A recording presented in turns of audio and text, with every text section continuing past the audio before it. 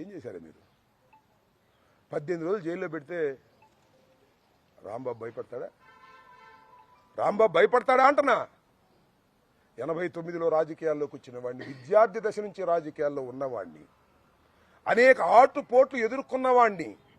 రాగానే నేనేది అందరం ఎక్కలా, కష్టపడి పైకి వచ్చా. విద్యార్థి దశ నుంచి కూడా నన్ను భయపెడతారా? కేసులు పెట్టి భయపెడతారా? కేసులు పెడితే భయపడతానా? జైల్లో ఉంటే భయపడతానా? 18 రోజులకే బెయిల్ వచ్చింది.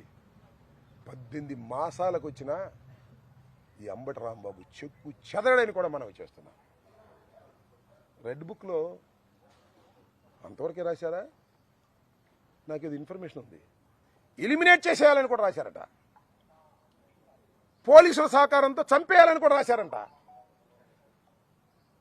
లోకేష్ నాయకత్వంలో, చంద్రబాబు నాయకత్వంలో పోలీసుల సహకారంతో చంపైనా చంపేస్తారు.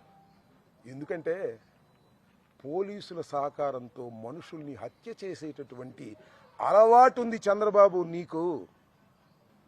ఆ అలవాటే మీ అబ్బాయికి వచ్చింది.